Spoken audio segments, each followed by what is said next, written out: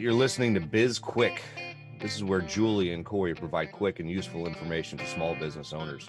BizQuik is the podcast where small business owners get to showcase their businesses and receive expert advice and guidance in areas many entrepreneurs struggle with. And you, the listener, get solutions, tips, and tricks on real-world topics that many small business owners face. Julie and Corey are the experts small businesses hire when they need solutions. And the BizQuik podcast is just one way they deliver those solutions. Let's start the show. Hello and welcome to BizQuik. I'm Julie. And I'm Corey. And on today's show, we have Ari Witt. She is the owner of Digital Nomad Designs. She is the most requested or most recommended web designer I've ever known in my life. She's from San Diego, California, and she has set out on a quest in 2021 to make herself continuously uncomfortable. So we're really looking forward to talking to Ari. But before we bring her in, Corey and I are going to talk about being uncomfortable. Yeah, let's make this as uncomfortable for our listeners as we can, too. Challenge. I don't know how we do that. How do we do that? I don't know, but I'm pretty sure we can figure out a way. Let's just get in an argument. Let's spend the next 7 minutes just arguing. Yeah, people get really uncomfortable when other people are arguing, right? Yeah, so we could, but I really do. You remember like when you were a kid and like somebody else's parents would argue, like you'd be at their house and be like, "Oh, I don't know what to do here." Right? Yeah, you're like, "Ooh," you're kind of like, "Should I leave?" Yeah. That's also like, have you ever been out like with like you've been out to dinner or something and you're with a couple and the couple starts arguing, and you're like, "Oh." I actually don't mind that because I'm like, I can ignore it. Well, whatever, because I've grown up and I can just ignore that and be like, whatever. Oh, Corey, you've grown up, have you really? Well, from being awkward around like parents, okay, like, my friends' parents arguing versus just whatever out with a couple, they just argue like, all right, whatever, jerks. I'm gonna continue with my life. You guys can ruin the night. Yeah. Ooh, you know what? When we're talking about uncomfortable, I just thought about this and I want to bring it up. I have the one thing. There is an episode of The Office that every time I watch it, I just cringe to the point where I can't even really watch the episode because it's so uncomfortable. Well, actually, there's two of them. One of them is my favorite episode, and one of them I'm like, I can't watch it. The one that I can't watch is Phyllis's wedding. Oh, when Michael gets up and like starts talking. It's so uncomfortable. The other one that's really uncomfortable but is fantastic to watch, like it's cringeworthy though, The Dinner Party. Oh, that one's great. That's not uncomfortable at all. That one's great. No, that is uncomfortable. No, it's when Michael and Jan start fighting. It's but fantastic. Again, that's where I'm just like, I'm more like Dwight in that situation where I'm like, oh, hey, this is great. Have you tried the wine? Whatever, it's fine. Well, I don't know if you know this, but you're a lot like Dwight in real life. I'm well aware of that. But for me, not like a making other people uncomfortable or being made uncomfortable by other people. Do you ever strive to put yourself in situations where you are uncomfortable or where you make yourself uncomfortable so you can grow? Honestly, not really. I don't think I've ever gone out of my way to do it. I mean, launching SB Pace and a lot of the stuff that we've been doing has been in kind of put me in new territories. For instance, not being on social media or trying to stay off the internet as much as possible, and I've had to give that up obviously for this business. We've got a podcast. Thank you. I still don't like it, but no, I'm like, I don't know. I don't know if that's a good thing or a bad thing. I don't really like try to make myself uncomfortable in that instant, like in that way, I guess. Yeah, I know that, you really, before we started, there was pretty much not a lot of presence of you on the internet. So getting you to do videos and put them on YouTube or videos for SB Pace and put them on our Instagram channel was a big thing. So that I'm sure was uncomfortable for you. I think doing videos initially for me was really uncomfortable. I still don't like to do lives on any social channel, but overall, I just embrace that part of it. I get more uncomfortable in situations where I'm around a lot of people. I think there's a tendency for people to make the assumption that I'm an extrovert that really enjoys being around people, when the reality is I'm an introvert and I hate most people. We've discussed this before. You were such a liar about that. I am You not. are the biggest social butterfly. Like one of the most socialist of butterflies that I know. But you're like, but I'm secretly an introvert. No, you're not. You're such a liar. I'm not. I guess, good example. When I was just in Montana, right, for the 365 Driven event, shout out Tony Watley and his wife Lisa, because it was amazing. And we haven't done a podcast on that. We probably should. But I was probably the quietest person there. I find that so hard to believe. It's true though. I'm more of a lurker and a watcher. I just like to, like, I'll talk to people. I don't mind talking to people, but I'm not comfortable. Like I never set out to be like the center of attention. Yeah. And so I wonder, if we're talking about that, I would love to bring some people into the conversation who were there to get their opinion of what you were in terms of being social and talkative and all of that. Because I think in your head you think that you're being reserved or whatever, but you're not really. Because my definition of reserved is very different than yours. It is, possibly, but also I think that I'm not saying that you're not uncomfortable in a situation like that, or it's not ideal, but for you, a coping method for being in that situation is to be social, is to talk, is to face it head on, to say, oh, I'm in a situation I don't like, so I'm going to own the shit out of this and talk a lot. First off, thank you. I'm going to take that as a compliment. I don't know if you intended it that way, but it wasn't intended to be an insult. So. But I am more, I don't know. I'm going to have to think about that and I'm going to have to digest it and ruminate on it a little bit. Maybe that is my coping mechanism. A lot of time, my instinct just in general is to say no to things, right? Like, no, I don't want to do that. And when I know instinctively that I want to say no, I almost always force myself to say yes, because I feel like it's going to be a really big opportunity. I don't know if you know this or not. I wanted to cancel going to Montana. I didn't want to go for a number of reasons. But one, I didn't want to get on a plane, and I didn't want to lose a day on both ends. And I didn't want to, spend 5 straight days with people who were just constantly talking. I was very anxious about it. So, but I suffered silently, Corey. That's what I did. But we should wrap up, because then bring Ari in. She's waiting for us, and we can resume the uncomfortable conversation when we get her involved. Sounds good. All right.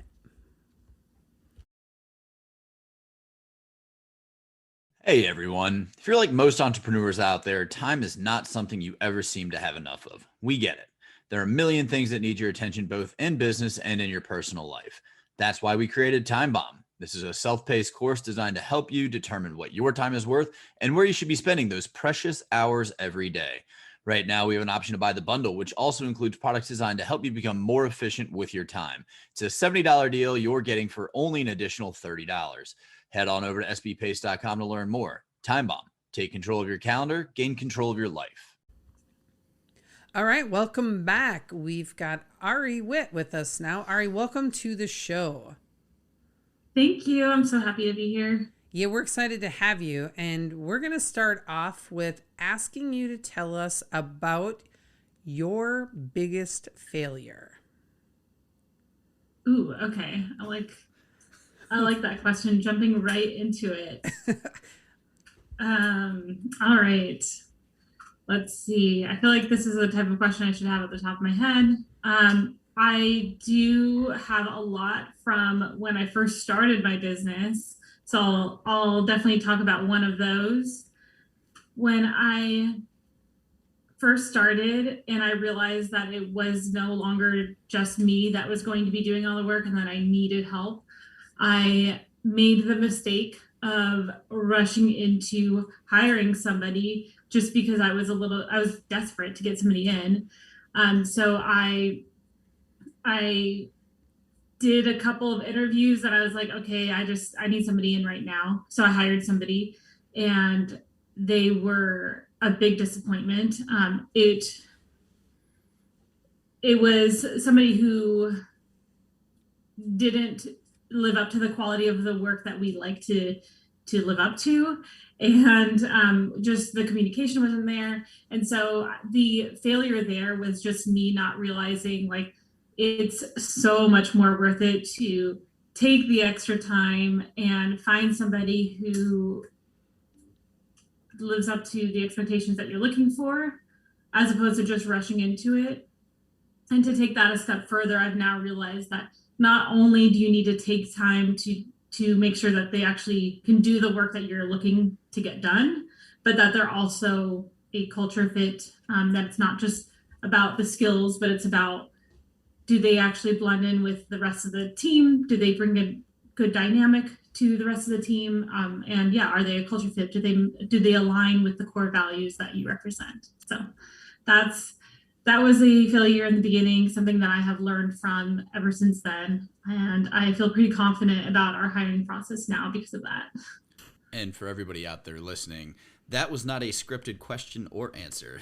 We often talk about how important it is that you hire based upon culture and core values, and that the people who work for you fit into those. And so that's a great answer. So appreciate that. But let's jump into really why we brought you on. And that's the journey that you started this year, I guess, in terms of getting yourself into uncomfortable situations when it comes to business and personal growth and all of that. And I think that it's a very important thing for people to do, especially in business, because you don't want to stay stagnant. And the uncomfortable situations are usually the ones that are going to help you grow. So would you mind telling us about why you made that decision and what you've been doing? Yeah. So you're referring to my word of the year of being uncomfortable? Yes. Oh, I love that you guys know that already.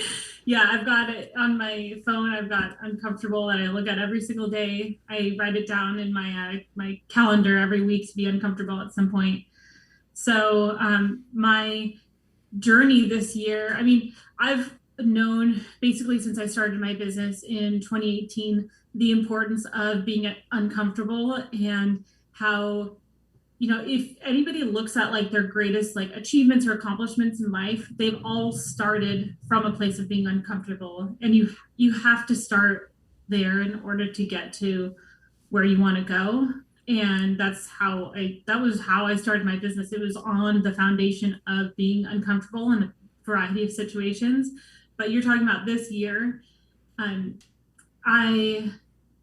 To back up, the reason why I decided, okay, this year I'm going to be uncomfortable, I'm going to lean into that, is, last year was a huge year of growth for my business. And I know the benefits of when you're in that growth mode, that's when you have to step on the gas and kind of compound that growth. So I was like, okay, I need to make sure that I'm continuing to lean into this uncomfortableness. So this year it's really been about what kind of new things can I try? So jujitsu is one of those. It's been a few weeks since I've gone to one of the classes just from traveling and such, but jujitsu is super uncomfortable in every aspect, not only because you're using your body to fight and defend yourself, but you're also physically close to people. And I go to women's classes, and it's these badass women, a lot of brown belts, black belts, and I'm just barely can do the drills. But I have also seen myself get better within just a couple of months' time, and it's also had other positive effects like making myself feel more confident, and knowing that I can handle certain situations. There's other instances of uncomfortableness that I've leaned into this year, such as hiring a speaking coach. Being in situations where there's a lot of people, a lot of talking, is very uncomfortable for me, but I know that in order to succeed in the achievements that I want to accomplish, I need to get better at that. And so hiring a speaking coach, coming up with a full speech, super uncomfortable, but I know that that's going to get me to the next level. Hope that answered the question. Totally did. And also want to tell our listeners, not scripted. I just in the intro part got done telling Corey how uncomfortable I get in large groups of people and having that engagement and talking. I don't really get uncomfortable speaking in front of people, but I just don't like to be around a lot of people. It's uncomfortable for me. Two things I do want to say that shout out. You just recently got your white belt in jiu-jitsu, right? Yeah. Everyone starts with a white belt, but I got an extra degree, which is like a stripe. Good job. Congratulations. And the other thing that I want to say is, so we know each other through Arate. And what's interesting is that, I literally, as part of your introduction, we talked about how you are the most highly recommended web designer that I've ever encountered in my life, right? Like, and there in that group, you have such confidence and poise, but you're always super kind and polite and just generous with your feedback, whoever asks for it. But one would never know how uncomfortable you get in, situations just based on like your social profile. And I don't even believe that you're not faking it on social media. It's just really uncomfortable for you to do some of the things that you're doing. And it's nice to see that other side of you. And I know even being on this podcast is uncomfortable for you. Definitely. Yeah. I mean, I just came back from two, business related events, Arte and Emily's event. And both of those are uncomfortable to be around that many people and socializing in a way where you don't really have anything prepared. It's just like whatever you engage in conversation and whatever happens. But I also know that like the outcome of both of those events was new business, new relationships, new friends. And so it was, it's totally worth it. In the moment, it's uncomfortable. It kind of sucks, but you also have to remember that there's a huge benefit at the end and it's worth it. Yeah. How do you choose what you're going to do next? So, I mean, for a lot of people, it just might make sense to try something new. I've never been good at X, so I'm just going to pick that up. I mean, picking up jiu-jitsu, I've done some MMA training in my past, and I can definitely attest to how uncomfortable that is. It's extreme cuddling with strangers, basically. So yeah, but I mean, do you go in? Do you have a goal before you start, or is it just you're just trying to expand your horizon, so to speak? Mm-hmm. I think that I this year realized like there's so many like women out there who are just freaking badass, and so I wanted to lean into like, okay, what kind of like inner badass can I bring out? And so when I was thinking about that, I was like, okay, jujitsu is one of those, just because it's a sport. I've always been athletic, and so part of it was looking at other role models and seeing like maybe what is it that they're doing to bring out that badass in them. And I love Jocko, and he's got a jiu-jitsu gym out here that now that it's open, we want to start going to. And then as far as speaking, like there's a lot of really well-spoken women out there who do speaking engagements, and not that I necessarily want to do that, at least not yet, but seeing those kinds of people as role models makes me want to do that as well. It makes me like want to lean into that and realize that if they're doing that to become their better versions of themselves, then I want to do that too. So how do I choose the next thing? I think it's just being inspired by other like role models that are out there and seeing like what's the next thing that's going to make me lean into that badassness. Well, you recently wrote a post that in its own was somewhat badass about being a boss and what that means. And we would love it if you would kind of touch on that topic and what being a boss means to you and how a lot of people tend to view that. Mm-hmm. Yeah, so that definitely got a lot, like some nice engagement. People, agreed with it. I think because this is something that was talked a lot about at the last Women in Business event that I was at. A lot of times being a boss is looked at on social media as somebody, in front of their private jet or with stacks of cash, or on the other side, on the more feminine side, it's having a pretty office or glittery whatever.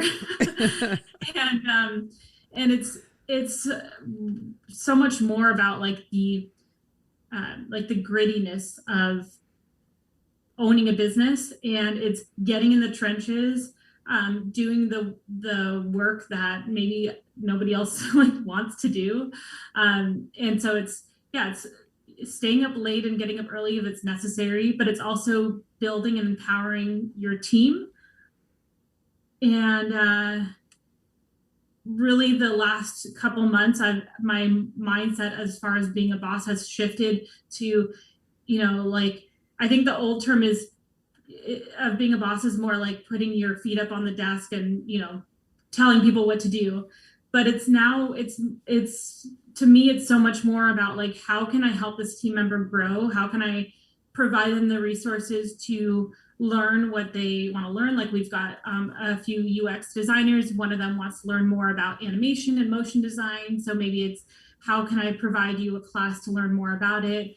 Or we're all remote, so maybe it's, how can I find a way for us to all meet up in person, and just finding ways to like empower the team and help them grow. I think is so much more of a boss than the old term of kicking your feet up and telling people what to do. And then also there's an internal part where it's, how can I better myself? And it's this weird balance, because sometimes I feel selfish about it, but it's important when you're running a business to really make sure that you're as cheesy as it sounds, a boss in your own life, where you're making sure that your like physical health or your nutrition, and then your mindset and all of these things are at a high level, so that you can like operate as a boss and be there for your team and your people. Yeah, I think being selfish is one of the best gifts that we can give ourselves, right? Because it gets such a negative play. But I don't know if you've read or listened to Tim Grover's Winning yet, but he has an entire chapter dedicated to being selfish, and is by far my favorite chapter, because it's really just about investing in yourself and making yourself better for all of those people around you. And when you're running a company and you're responsible for putting food on the table for other people, you have to be selfish about how you approach that, because you want them to continue to be able to thrive in your company. Yeah, I have the book. I haven't read it yet. I'm finishing one and moving on to that one. But it's so true. Like, especially now, there's so much outside noise that it can be that most people are focusing on that outside noise, that if you really want to separate yourself from average, it's like going internal and seeing how you can be a better person, because that's going to help you be a better person for the rest of the world. And yeah, I think with, especially with like last year, like even there were even times where I found myself like focusing too much on like outside noise, and I could feel myself like kind of drifting back. And then when I focused on myself, bettering myself, I was like, okay, this is going to help me, my team, the people around me. Yeah, and taking care of yourself is something that a lot of entrepreneurs forget to do, and it's really important, because if like if you have if you're having a shitty day and you go into work, I mean, that sets the tone for the day, and your employees pick up on it, and the customers pick up on that, and it just kind of cascades down. So being able to take care of yourself so that you can minimize that and minimize the how your personal feelings are affecting your work is super helpful. And yeah, that's definitely something, because people, when you read all of these entrepreneur boards or small businesses, oh, I worked 80 hours this week and I still have the weekend to go, and all of that nonsense. It's like, hey, take a minute, take care of yourself. Right. Yeah, I believe in like non-negotiables. For me are things like getting a workout in a day, fast, like most of the time intermittent fasting, drinking water. Like there's non-negotiables, I think, that are helpful to not get trapped into that, like, I guess the extreme hustle mentality. Yeah. Yeah. I want to go back and touch a little bit too on that whole employee piece when you were talking about that and the things that you do for your team. And what it really made me think about was just sort of affirming the work. So Corey's about to open a restaurant, and we've basically Corey and I, SB Pace, are working with Corey, the client, on opening up his restaurant. And we've been talking a lot about that hiring and the need for the core values, but also that ability to like really be able to provide that positive feedback and do those things. And knowing Corey the way that I know him, and he's not great on giving positive feedback. Sort of his mentality is, if I'm not telling you suck, you're doing a good job, which, and me trying to explain, some people need to hear more than that. So it's okay if he can't do that himself, but having someone on his team that can do that, making sure that someone else can handle that piece of it if it's not something that he is good at or wants to start doing, but that people need an opportunity to hear they're doing a good job. And people also need that opportunity to grow. So career path is a really big part of what we're doing for his restaurant. And I think that's fairly unusual in that industry. It is. And just in my own defense, I say no news is good news. I don't say if I'm not telling you suck, you're doing good. Yeah, no, that's not the same. So at the end of the shift, if I haven't said anything negative to you, if I haven't said anything to you at all, you did a great job. And that's all you need to know. I'm going to need Ari to take my side on this one. Yeah. I mean, I think like I think it's helpful to praise people when they're doing a good job, but not only that, but I seriously feel like everything comes back to core values. Like there's so many other dynamics of like, you did a good job or you didn't, that I think that's where core values comes in.